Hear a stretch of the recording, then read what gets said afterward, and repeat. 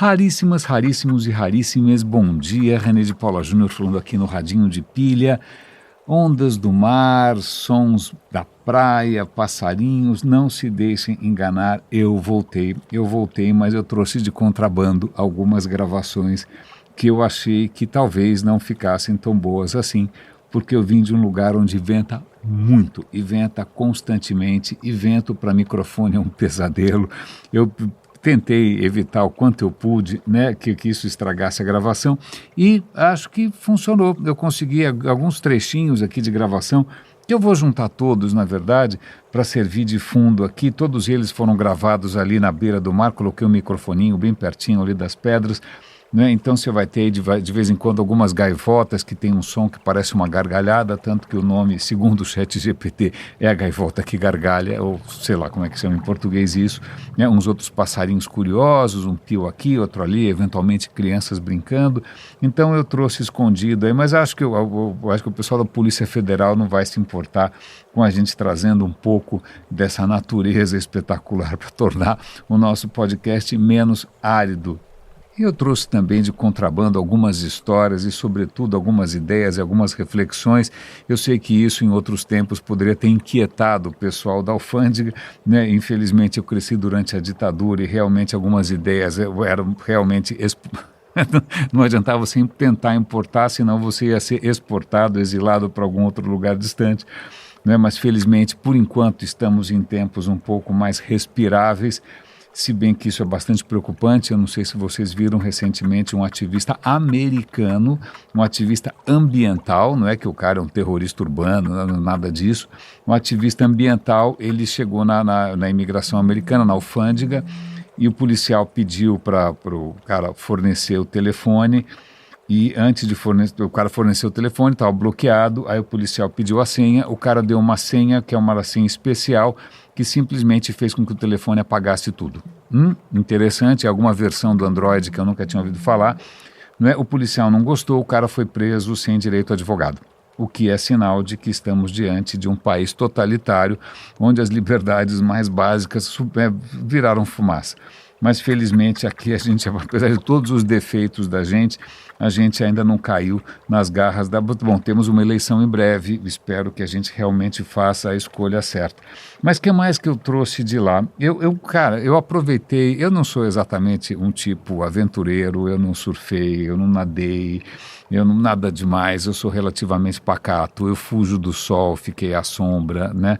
Se bem que acho que o próprio ultravioleta que estava sendo refletido à minha volta já bastou para mudar a minha cor, como se eu fosse um daqueles óculos, como é que são, fotocromáticos, né? Eu mudo cor com bastante facilidade. Mas eu aproveitei para ler e ler bastante. Eu comentei isso nos episódios que eu gravei, em loco, que eu gravei lá na própria praia. Espero que tenham ficado razoáveis. Foi um episódio só que eu gravei, né? Eu fiquei pensando em gravar um segundo, mas eu falei, deixa, eu volto até lá, espero que a minha memória consiga reter ainda as principais histórias que eu queria comentar. Mas, em suma, eu li bastante. Como eu falei para vocês, eu li bastante Machado de Assis, eu li o livro da Mary Beard sobre a história dela como historiadora, né? Eu li um livro do Carlo Rovelli, que é um físico, falando sobre o espaço e o tempo. Eu retomei a leitura de um livro da Rebecca como é que se chama? Newberg Goldstein, não me lembro mais, que era sobre a história do quanto é importante você importar para você mesmo. Eu li um monte de coisas e agora no avião eu terminei de ler O Alienista, do Machado de Assis. E eu vou confessar, normalmente a gente não fala aqui tanto sobre literatura, mas talvez deveria, não é? É curioso reler Machado, né? Porque muitas vezes a gente lê isso no vestibular, você tem, sei lá, 15, 16, 17, 18 anos, e eu acho que a gente naquele momento a gente não percebe muito bem o que está acontecendo. Talvez a gente se fixe na questão da história, se a captura era adúltera, sim ou não, era infiel, sim ou não. Mas acho que tem, sobretudo lendo O Alienista, que é um conto, basicamente. Alienista, para quem não leu, espero que não tem spoiler aqui nessa história, vamos lá, porque é um livro de quase 150 anos atrás. Mas o alienista é o nome que era dado a quem cuidava da saúde mental. Era como seria hoje um psiquiatra, talvez, um misto dos dois, que na época acho que não tinha uma diferença muito notória entre psicologia e psiquiatria. Estou falando aqui de orelhada, certo, certo. Mas o Alienista é uma história sobre um estudioso da saúde mental numa cidade pequena, no Rio de Janeiro, acho que Itajaí, que eu não conheço, e ele resolve estudar tudo que ele tinha à sua mão, era um cara muito erudito, e, aliás, daqui a pouco acho que eu quero fazer uma distinção entre essa questão de erudição, conhecimento, ciência, né? E ele ele convenceu a cidade de que ele quer construir ali, não é exatamente um manicômio, não é exatamente um hospício, mas digamos que ali é uma instituição que ele vai chamar de Casa Verde, só por conta da cor das janelas, para realmente tirar da sociedade os indivíduos que estão batendo fora do bumbo, não é? E eventualmente estudar e oferecer algum tipo de cura, de um processo, segundo ele, científico, pelo menos o que naquela época a ciência conhecia. Né? E é muito interessante o livro, o conto, ele é um pouco, em princípio, se você ler superficialmente, parece um pouco cômico, porque ele começa a pegar os casos mais óbvios, sei lá, gente que está por aí delirando, esquizofrenia, é que na época não tinha nem essa nomenclatura, né? Mas gente que está realmente fora de si, os casos mais notórios, ele começa a trazer para dentro, mas dali a pouco ele começa, de novo, tudo sobre como é que é, tem uma palavra bonita para isso, já esqueci, mas sobre o pretexto da ciência. Ele fala, olha, gente, é o seguinte, eu vou ter que expandir um pouco mais o meu critério, e aí ele começa a trazer para dentro, internar cada vez mais pessoas, mas isso começa, logo isso começa a tomar uma proporção inesperada, porque daqui a pouco quando vai ver, ele já tinha internado 80% da população, porque ele percebeu que quando ele olhava de perto cada um tinha uma mania, cada um tinha um vício, cada um tinha algum tipo de distorção da realidade. Ele falou, não, eu quero estudar todo mundo. E quando ele simplesmente encarcerou, trancafiou ali 80% para estudar, todos sendo tratados com a maior dignidade. Ele era um cara muito correto, muito cheio de princípios, né? Muito inflexível, inclusive. Aí o que acontece é que tem uma revolta popular, a população se revolta, tem até repressão policial, tem mortos, etc. e tal. E aí cai a ficha e ele fala, bom, deixa eu pensar, se eu prendi 80% da população, o que quer dizer normal? Né? Normal, peraí, se 80% da população, segundo os meus critérios, não bate bem da bola, então, não é possível que os 20% que batam bem sejam a norma, porque do ponto de vista estatístico, eles são praticamente uma exceção. Então, eu vou fazer o contrário. De repente, eu vou mudar o meu critério. Eu sou um cara, não vou ter apego aqui às minhas teorias. Então, eu vou inverter o critério. Então, pelo visto, esses 80% que eu trouxe para dentro aqui da casa, quem sabe eles são a norma, porque eles são maioria. Então, ele soltou todos os, entre aspas, o que ele considerava loucos, né, e ele resolve trazer para dentro as 20 pessoas que ele antes considerava sãs, que ele considerava bons exemplos de normalidade mental. Né? E a ideia dele é, bom, mas espera aí, se os caras são sãos, por que você vai tratar? Do que você vai curar? Falei, não, eu quero torná-los igual ao outro. Se de repente o cara é um exemplo de moralidade completamente fora do padrão, então eu vou tentar trazer à tona algum vício dele, né, se o cara é excessivamente modesto, né, que aparentemente é uma virtude extraordinária, mas se é extraordinário tem alguma coisa errada com esse cara. Então eu vou tentar transformar numa pessoa normal que é sujeita assim à vaidade. Ou se o cara essencialmente é muito frugal, que poderia de novo ser uma virtude, né, eu vou tentar despertar a gula para que de repente ele deixe de ser uma exceção. Essas pessoas que eu estava considerando antes como exemplares, elas não são exemplares, elas são uma minoria. Então, portanto, eu vou tentar torná-las tão normais quanto o resto que antes eu achei que fosse louco. Então, ele estava pegando as pessoas que antes eram consideradas sãs para tentar tornar essas pessoas relativamente doidas. E aí, bom, em suma, é lógico, isso é um exercício, essa é só, na verdade, quase uma parábola, não é? Eu não preciso dizer que chega num certo momento que ele fala, puxa, eu consegui, entre aspas, curar todas essas pessoas que eram praticamente perfeitas e agora elas são imperfeitas como todo mundo, tudo bem. E aí ele percebe o seguinte, que sobrou uma pessoa que não tinha nada, nenhuma imperfeição para você, não tinha por onde pegar, era ele mesmo. Ele mesmo ele tentou se curar e falou, nossa, eu sou um cara cheio de princípios, eu vou tentar reverter isso, eu vou tentar flexibilizar os meus princípios. Não conseguiu. Então eu vou tentar flexibilizar minha moral. Não conseguiu. Ele era, em princípio, de uma perfeição tamanha que ele era uma aberração completa e ele resolveu, no final, internar a si próprio. Então ele liberta todo mundo, porque afinal todo mundo tinha os traços naturais da espécie humana, da natureza humana, traços bons, traços ruins. Ele olhou no espelho, só viu traços bons, não tinha nada que pudesse aproximá-lo do resto das pessoas. Ele acaba internado e ele acaba morrendo assim. Ponto. Essa é a história. E, ok, isso me pegou. Eu estava no avião, voltando, e isso me pegou porque, veja, eu tinha percebido já, à medida que eu estava lendo ali, os 2 livros que eu li Memórias Póstumas de Brás Cubas e eu li Dom Casmurro.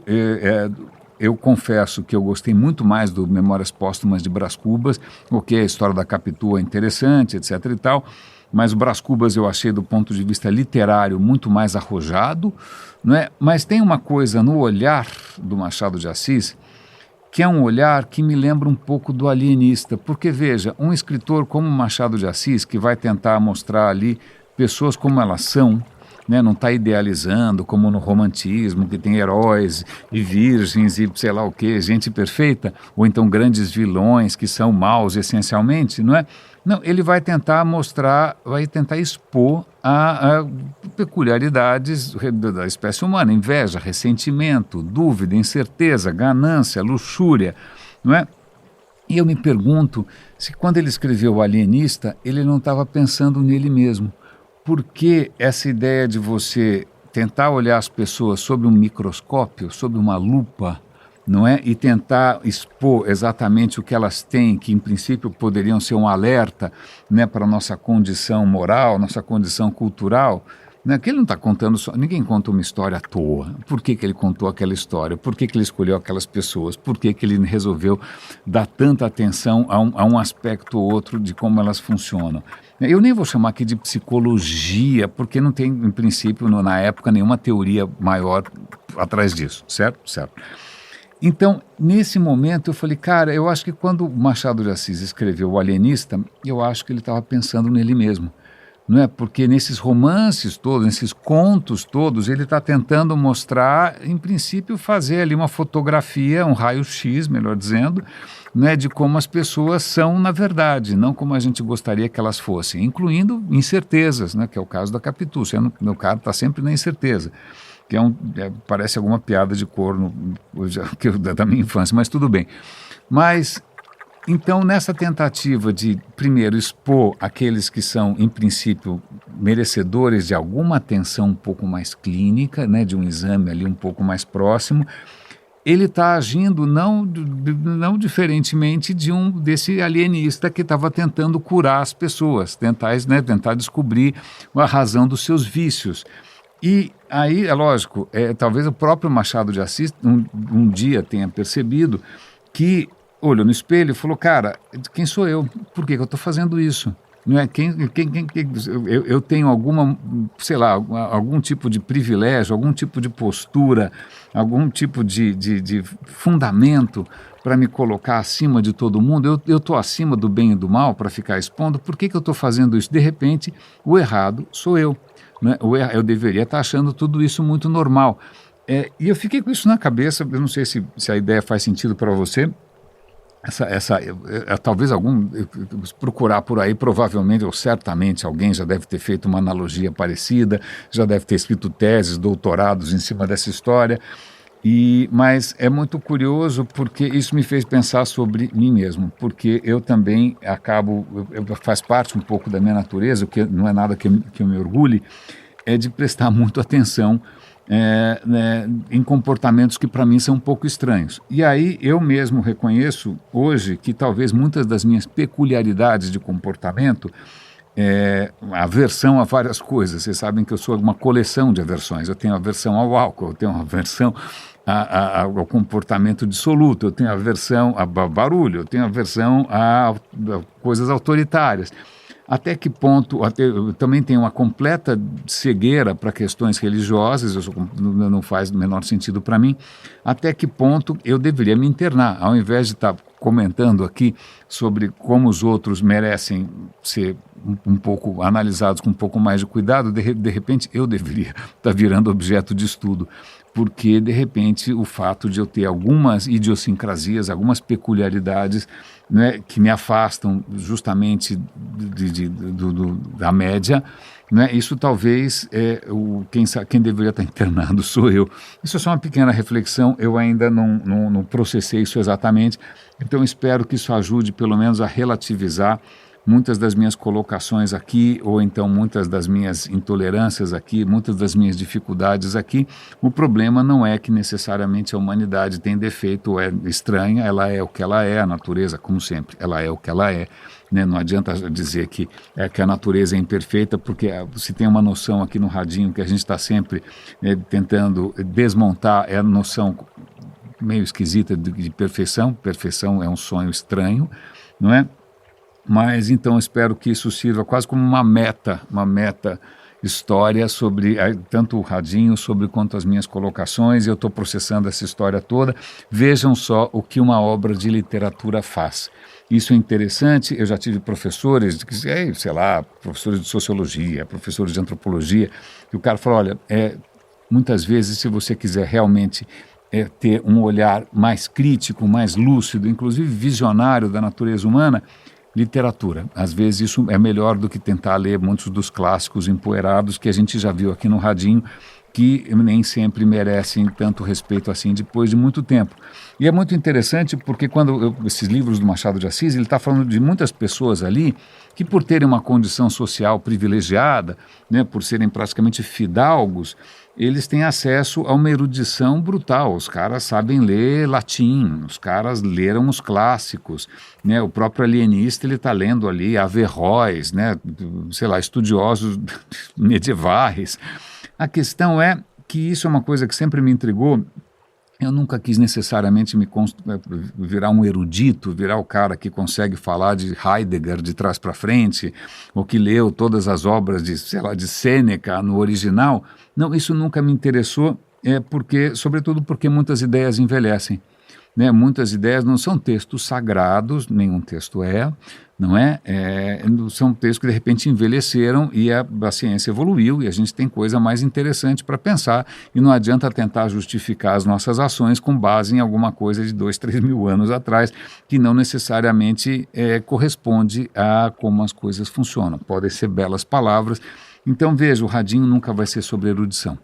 Lógico que de repente a gente pode estar trazendo aqui conhecimentos, memória, a gente pode estar falando de coisas mais clássicas, mas a questão aqui não é empilhar fatos ou empilhar datas ou empilhar teorias que são caducas, não é? A segunda filosofia de Schopenhauer, quer dizer, cara, veja lá até que ponto essas coisas sobreviveram ou não. Eu acho que isso realmente é o que interessa a gente aqui, e até agora são 19 minutos que eu estou falando aqui, e eu estou falando, na verdade, sobre o Radinho e sobre mim o tempo todo. Mas vamos lá, o que mais que eu vi lá, além do Machado de Assis, que eu ainda estou processando, como vocês podem ver, o que mais que eu vi? Uma coisa interessante da Mary Beard é que esse livro que eu li foi bárbaro, ela falou muito da relação dela com o mundo clássico, ela tem uma humildade muito interessante, ela tem uma honestidade que eu acho admirável, muito generosa, muito simpática, mas eu também ouvi alguns episódios de outras coisas, né? Ela tem um podcast que chama Sendo Grego, Being Greek, em que ela resolveu contar não a história do, sei lá, Alexandre o Grande, ou sei lá, falei de quem aí, do Platão, Aristóteles, não, mas de pessoas comuns. E duas histórias me chamaram muito a atenção ali, e já que eu falei de corno, uma das histórias é justamente de um rapaz, que o nome dele eu já esqueci, mas curiosamente, não sei se é uma coincidência, mas o nome dele é praticamente assim, bom sujeito, é como se a palavra em grego para bom sujeito, né, em que ele está justamente se defendendo na justiça, né, é o momento da democracia ateniense, ele está em Atenas, naquele momento os julgamentos eram públicos, os juízes eram sorteados entre os cidadãos, os jurados também eram sorteados. Aliás, a democracia ateniense ela é um pouco peculiar, porque muitos cargos são de sorteio, o que eu acho muito interessante sortear. né, são sorteio, não são necessariamente por voto. Então você podia ser sorteado para ser juiz por um tempo, né? Então tinha lá um processo, o cara tinha que se defender, aí os outros cidadãos que também foram sorteados, eles tinham que votar, não é? Muito interessante. E em algum momento, alguém naquela época resolveu registrar as melhores defesas públicas, né? E tem a história desse cara, cujo nome eu já não me lembro, que é o nome em grego, né? Que a gente só sabe isso, só sabe da defesa que ele fez. Defesa do quê? Ele matou um Ricardão. Ele matou um Ricardão. Inclusive o nome do Ricardão em grego é mais ou menos Ricardão, assim, um cara que é sei lá, um garanhão, ou seja o que for. Parece quase que intencional. Mas a história é muito interessante porque é a seguinte, o nosso amigo, que eu já esqueci o nome, ele estava muito feliz, casado com uma mulher que era um exemplo de virtude.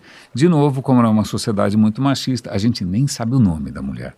Isso é muito curioso. As mulheres nunca aparecem, não tem muito protagonismo nessas histórias.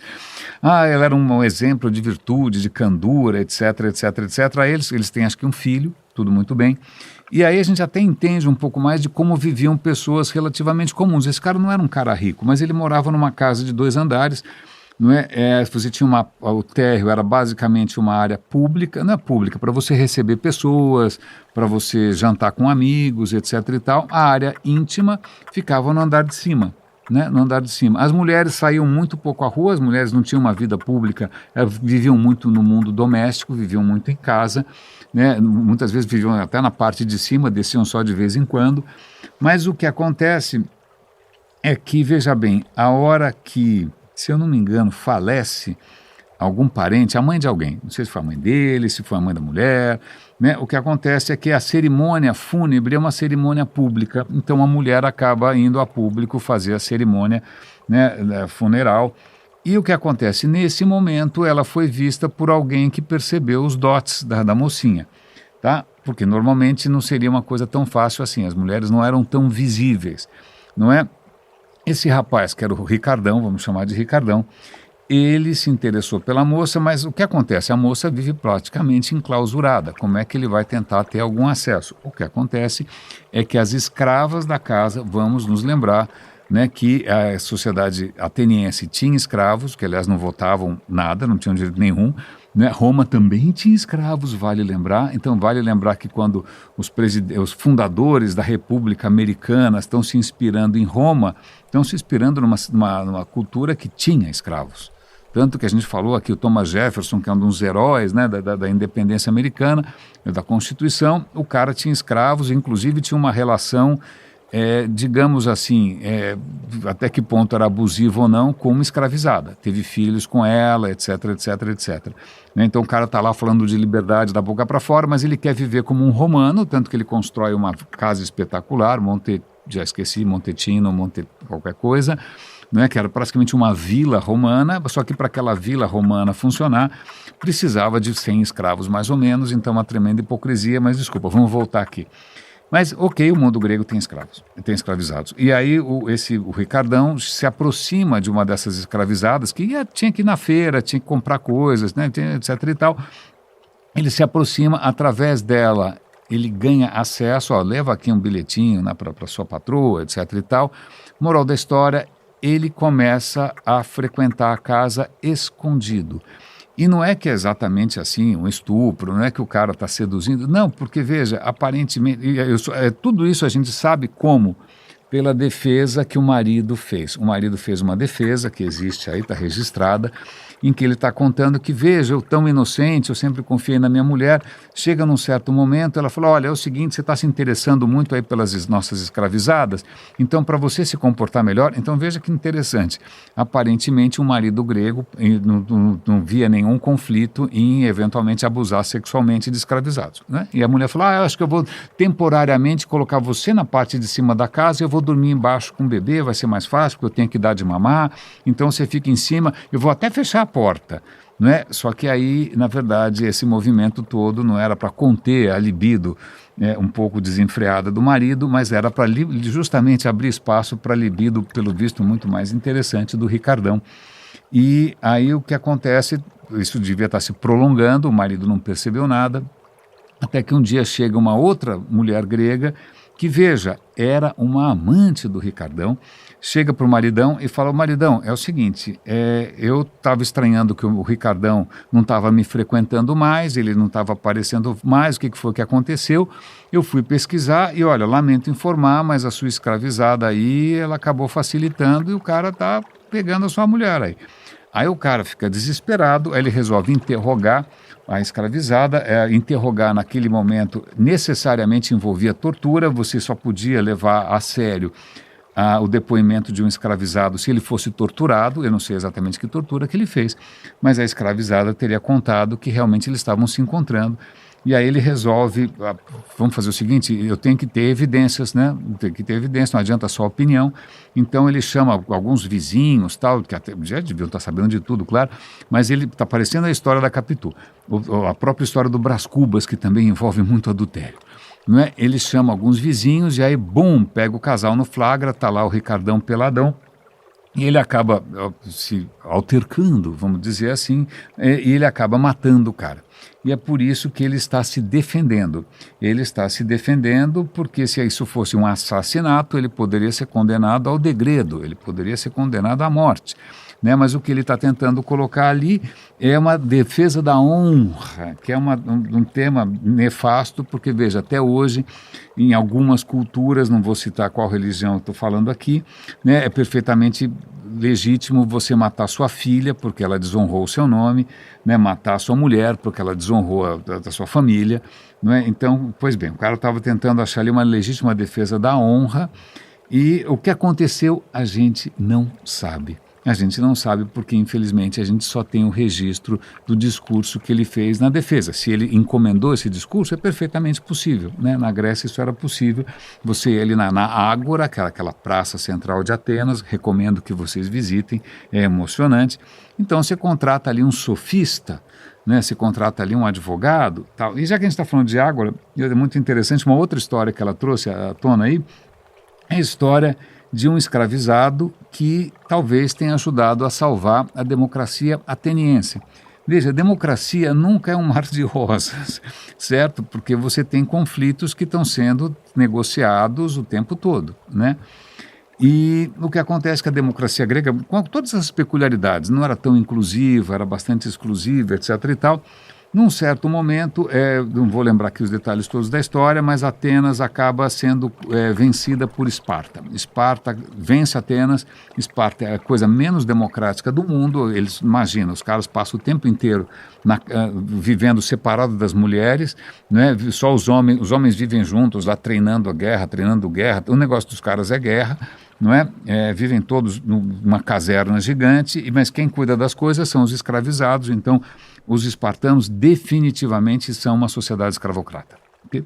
Eles conquistam Atenas e chegam a falar: esse negócio de democracia, isso é uma besteira, vamos acabar com essa história, muito trabalho, muita confusão, a gente vai colocar aqui uns caras para botar ordem, eles colocam lá uns tiranos, e aí, bom, o que acontece? Né? Os atenienses não fazem nada a respeito. Né? Acontece que muitos atenienses, mais ou menos como no Brasil, nos Estados Unidos, não estavam muito felizes com a democracia e estavam aplaudindo o retorno de algum tipo de tirania. Você vê que esse tema é bastante antigo.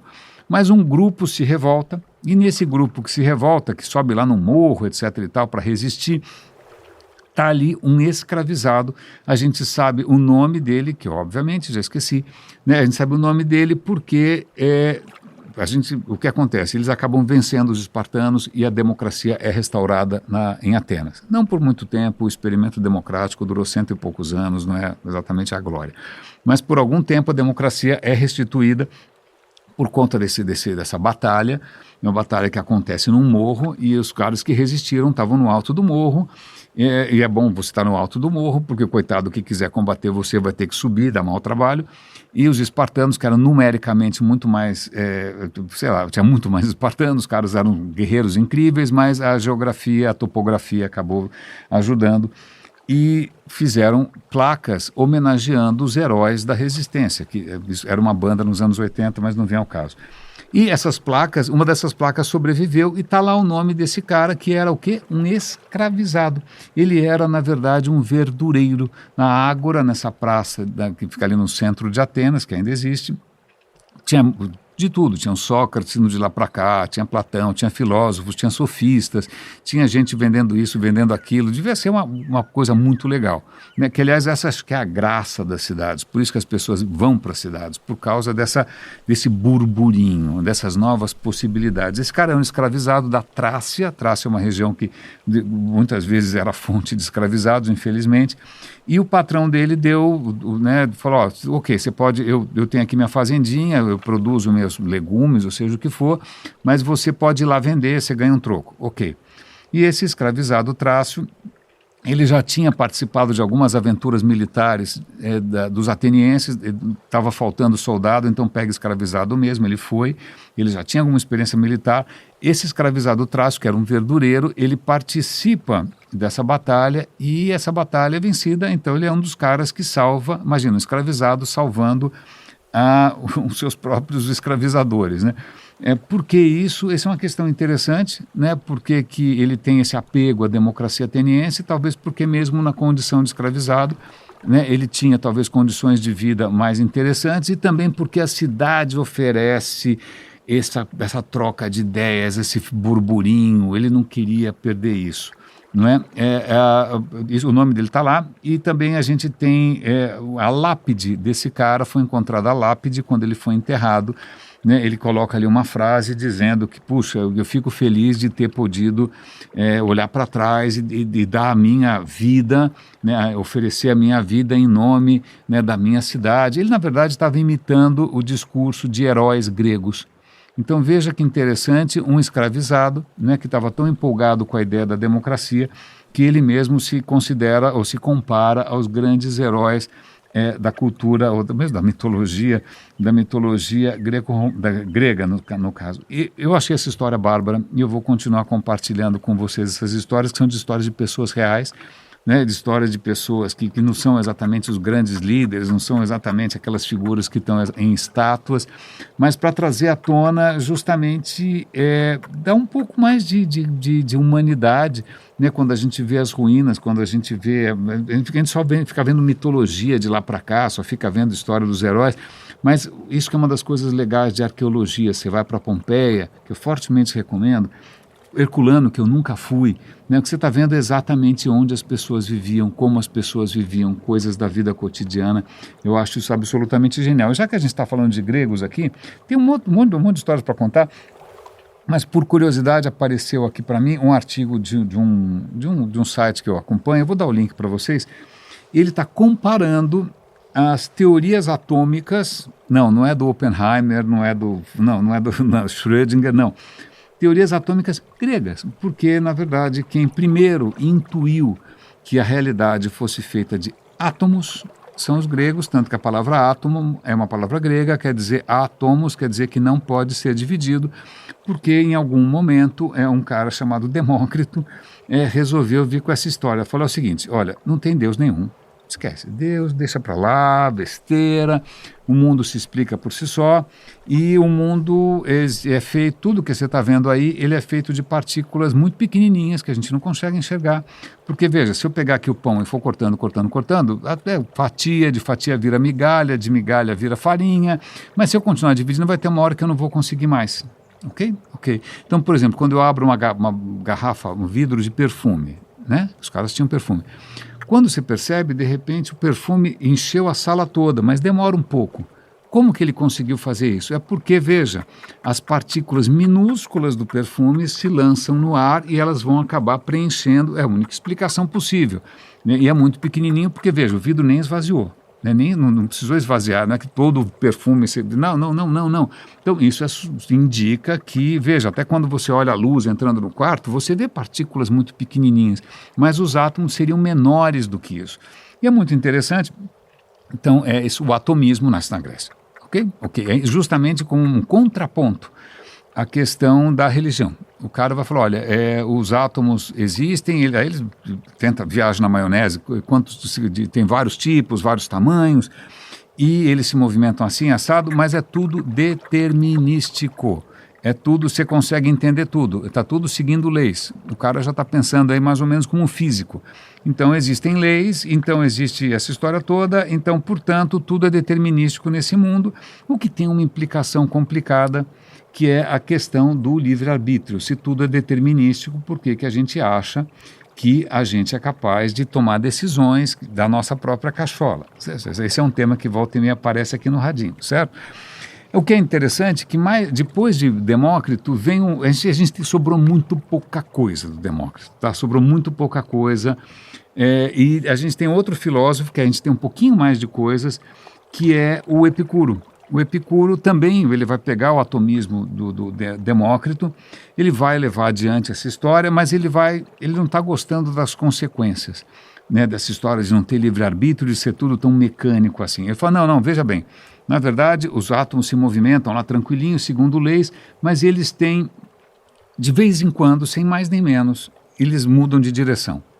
É uma ideia que ele chamou de cliname. Cliname é quando os átomos, sem mais nem menos, fazem alguma coisa que é inexplicável, né? Então isso explica por que as coisas de repente se decompõem, porque isso dá, inclusive, espaço para o livre-arbítrio, porque de repente, sem mais nem menos, você tem uma ideia, que de repente, sem uma hora para outra, você pensa alguma coisa. É porque a própria natureza tem esse clinamen, isso acontece numa fração de tempo. É muito interessante porque isso parece lembrar, né, essa primeira versão do Epicuro parece lembrar a física atômica clássica, não é? Antes da física quântica, né? Aquele mundo que é tudo as bolinhas de bilhar, não é? Esse mundo do Epicuro, que de repente as coisas, né, parece um pouco física quântica, mas para elucidar essa aparente semelhança, eu chamei aqui o ChatGPT e depois eu compartilho com vocês um texto muito bom que ele gerou, mostrando, não, veja, parece que isso tem a ver com física quântica, porque física quântica tem a ver com probabilidades, e física quântica a gente nunca sabe muito bem, mas veja, física quântica, a função de onda da física quântica, ela é determinística. Mesmo tendo probabilidades, é tudo determinístico. Então, não vamos esticar muito essa hipótese, né? Na verdade, o Epicuro colocou isso só por um desdobramento moral, né? E aí, nessa história toda de atomismo, tentando explicar o mundo sem Deus, aliás, é muito interessante, eu descobri hoje que eu deveria mudar o nome do Radinho para Café com o quê? Não sei. Café com o quê? Né? Porque eu descobri que um dos maiores best-sellers recentes é um livro chamado Café com Deus Pai, em que um escritor, acho que de Santa Catarina, se eu não me engano, está lá ele bonitão, né? Deve ter gasto o dinheiro todo fazendo harmonização facial. Ele escreveu um livro profundamente religioso que se chama Café com Deus Pai. Isso deu origem a uma série de livros religiosos, que é Café com Nossa Senhora, Café com a Virgem Maria, Café com o Espírito Santo. Plim, plim, graças ao milagre da edição, vocês foram poupados da minha tentativa de limpar minha garganta, muito prolongada essa tentativa, inclusive talvez por causa do voo, ar-condicionado, etc e tal, mas voltando, então tem uma série de best-sellers religiosos, café com alguma coisa, café com os Reis Magos, eu não sei, tem até café com Exu, para quem outras religiões também entraram na parada. Isso parece que é um sucesso, então o Radinho podia se chamar Café com o quê? Mas café com o quê? Aí eu lembrei num episódio recente que a Mary Beard estava explicando que tem uma coisa aqui que sei lá, simboliza um pouco a postura dela, é uma outra palavra grega chamada thalma, que tem a ver com milagres, com maravilhas, mas não milagres. Pode ser um milagre feito por algum milagreiro, não é um taumaturgo é quem faz milagres, né? É assim que Cristo fica famoso no começo, ele é um taumaturgo, mas tauma tem a ver não só com um acontecimento espantoso, mas tem também com aquilo que você sente quando você vê alguma coisa que você ainda não sabe explicar. É um tipo de maravilhamento, é um tipo de curiosidade, é um tipo de alegria. Você fala, nossa, que coisa espetacular. E eu acho que essa é a alma do Radinho, mas convenhamos que café com talma não vai para lugar nenhum. Café com milagre, menos ainda. Então vamos voltar aqui à nossa história toda, porque no meio desse artigo aí sobre esses dois atomistas gregos, etc e tal, o artigo menciona uma palavra grega que eu não conhecia, eutimia. Eu falei, que diabo é eutimia? Eu sei que eu uso muitas vezes em palestras um conceito grego chamado de eudaimonia. Eudaimonia tem a ver com você achar que sua vida vale a pena, né, que a sua vida tem propósito. É uma ideia proposta por Aristóteles, mas tem a ver com você ter sentido na vida. Não é? É uma coisa um pouco mais ampla. Eutimia já é um conceito que o próprio Epicuro vai trazer, tem a ver com como você se sente bem, como que você se sente em paz de espírito, como é que você evita o sofrimento, como é que você evita a dor, né? Como é que você tem um estado de harmonia com o que acontece com você. E esse conceito de eutimia, na verdade, você pode resumir mais ou menos assim: você não está atormentado pela inveja, você não está sendo consumido pela ambição. Você não está o tempo todo se comparando com todo mundo, e olha que na época não tinha Instagram, né? Você não está se comparando com o pessoal do LinkedIn que está contando mentira, né? Você está satisfeito com aquilo que você tem e você está emocionalmente estável. Interessante, eu não conhecia, então tem essa noção de eudaimonia, que é, na verdade, a sua vida, se ela inteira faz sentido, a maneira como você interage na sociedade, qual é o seu papel, as liberdades que você tem, uma coisa mais ampla, né? Mas você também tem essa coisa um pouco mais íntima, que é o que o Epicuro vai tentar resolver. Lógico que ninguém resolve tudo isso, não adianta achar que o cara é um manual de instruções para nada, afinal, né? Mas é interessante essa postura. Então, acho que eu concluo o Radinho de hoje com essas 3 noções gregas. Né, como é que a gente olha para a nossa própria vida e se orgulha do que a gente conseguiu fazer, do que a gente consegue fazer, das relações que a gente tem, dos amigos que a gente tem, da liberdade que a gente tem, isso é Aristóteles, eudaimonia. Como é que a gente consegue escapar dessa máquina de tentações à nossa volta? Imagina, se o Epicuro viesse para agora vendo o Instagram cheio de implante de tudo, glúteo e labial e gente andando de Porsche, o cara ia ter um infarte, né? Mas como é que a gente tem esse tipo de paz de espírito interior? Mas, voltando aqui para essa outra palavra de origem grega, que a nossa amiga Mary Beard introduziu, que é esse maravilhamento com as coisas que a gente descobre. E aí eu posso compartilhar com vocês, porque veja, eu sou eminentemente urbano, eu cresci na cidade. E quando eu voltei para casa, eu olho à minha volta, as coisas estão relativamente paradas. Não está acontecendo nada com a parede, eu espero, nada está acontecendo com o chão, não está acontecendo nada com os móveis, nada que seja muito visível. É um mundo bastante estável, né, bastante duradouro, não é, bastante previsível, não é, e que inclusive ele é tão previsível que nem ocupa muito espaço na memória, porque você está sempre, nem precisa prestar muita atenção, porque a cadeira continua sendo a cadeira no mundo. Eu acabei de vir de uma experiência imersiva, não só porque eu mergulhei na água eventualmente, mas imersiva porque tudo à sua volta está mudando. O vento está soprando o tempo todo, para o horror do microfone, né? Você está diante do mar, o mar parece uma coisa viva, porque ele está o tempo inteiro se mexendo dentro, uma riqueza extraordinária de criaturas e pássaros e lesmas e caranguejos e lulas e peixes. Tudo à sua volta está em fluxo, né? Tudo à sua volta está... Tanto que eu acabei, uma hora, falei, cara, eu preciso ouvir, de repente, um audiolivro, porque se eu estou lendo um livro, eu não estou vendo o que está acontecendo à minha volta, que é um espetáculo, a luz muda sem parar, né? E aí saio eu com a minha câmera, eu ando com uma câmera não tanto para registrar coisas perenes, mas para registrar a mudança, né? Um certo estado de luz, um certo estado da água, né? Uma certa coisa que vai desaparecer em um segundo. Reconhecer a câmera, para mim, é um instrumento de reconhecimento do fluxo, da transitoriedade. Então, veja, eu acho que esses 10 dias, né, fugindo um pouco do mundo artificial, fugindo um pouco do mundo construído, né, a gente começa a dar mais valor ainda para um outro filósofo grego, que é o herói do Radinho, que é o Heráclito, que é o cara que vai falar, para de pensar em perfeição, para de pensar em forma, para de pensar em alma, para de pensar em eternidade, para de pensar em coisas que duram para sempre. Não, isso é uma ilusão, porque as coisas todas fluem, as coisas todas estão em perpétua mudança, né? E esses 2 filósofos, tanto o Demócrito quanto o Epicuro, vão justamente falar, bom, se as coisas mudam sem parar, como é que elas conseguem mudar sem parar? Talvez porque elas sejam feitas de partículas que se combinam e se recombinam, então tudo se transforma, e eu acho que eu estou me empolgando com essa história, né? Acabei voltando de lá falando grego, embora a língua local não fosse essa. Espero que essa confusão toda tenha valido a pena, ou então eu faço como alienista e me interno fico quieto e paro de perturbar todo mundo. Raríssimas, raríssimos e raríssimas. Espero que esse episódio costeiro, esse episódio praiano, tenha valido a pena. Um grande abraço e até amanhã.